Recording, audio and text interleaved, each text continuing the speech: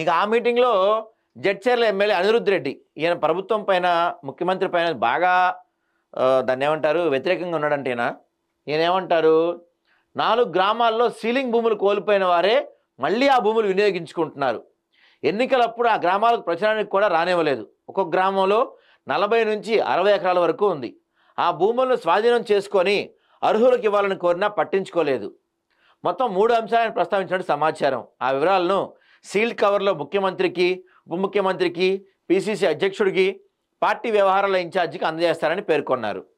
ఇటీవల కొందరు ఎమ్మెల్యేలతో కలిసి ఆయన నిందా సమావేశం ఏర్పాటు చేయడం చర్చాంశంగా మారిన విషయం తెలిసిందే. అయితే అనిరుద్ రెడ్డి లేవనెత్తిన అంశంపై ఎవరూ ఏమీ స్పందించలేదని తెలిసింది. మంచిర్యాల ఎమ్మెల్యే ప్రేమ్ సాగర్ రావు మాట్లాడుతూ ఉపాధి హామీ పనిదినాల పెన్షన్తో పాటు వివిధ పనులకు దాన్ని అనుసంధానం చేయాలని కోరారు.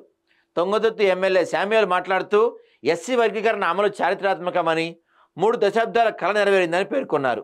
పరిగి ఎమ్మెల్యే రామ్మోహన్ రెడ్డితో పాటు మరికొందరు కూడా మాట్లాడారు. సో మీ పార్టీల్లోనే కొంత వ్యతిరేకత ఉంది సార్. మీ పార్టీ ఎమ్మెల్యేలోనే కొంత అసంతృప్తి ఉంది మీ పార్టీ ఎమ్మెల్యేలోనే. ఎందుకంటే పథకాలు ఇచ్చి కూడా జనాలతో తిట్లు తింటున్నారు, జనాల దగ్గర వ్యతిరేకత తీసుకుంటున్నారు.